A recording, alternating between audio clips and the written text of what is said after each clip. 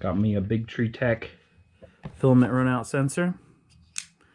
I'm not going to be doing a video on installing it. There's plenty of videos out there on that.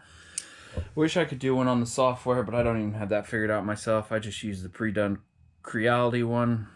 And then I'm eventually slowly going to figure it out myself because I have the Ender extender kit on it that makes my Ender 3 400 or 410 by 410 by something.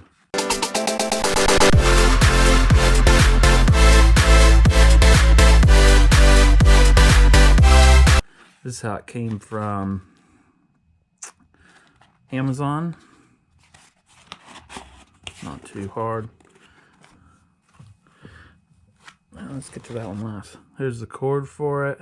That's zip tied together. Come on. I'm ready for a zip tie. Let's see if I can get it with a regular knife without cutting me.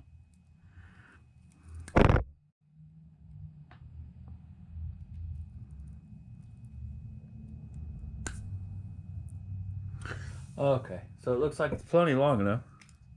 I don't want to cut me or the wires. Came with a, let's see that. Guess you guys may want to see the plug. Three wire plug to a 3-wire plug. They both look the same. Doesn't look like it'd hurt it if you got them mixed up. Okay, so you can see how wide them fittings are, and then them fittings are way inside.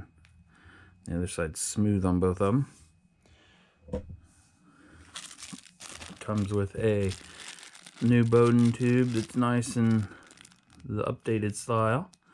Comes with another end on it to convert it. Does that go into there? Yeah, that goes into there.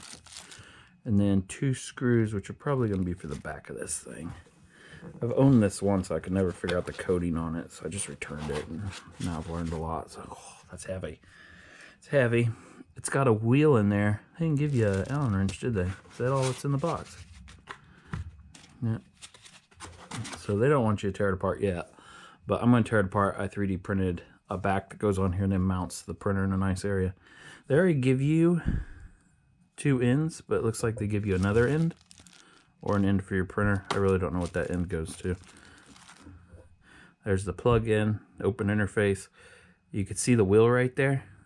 That open slot in there, that's the wheel that touches your filament that spins.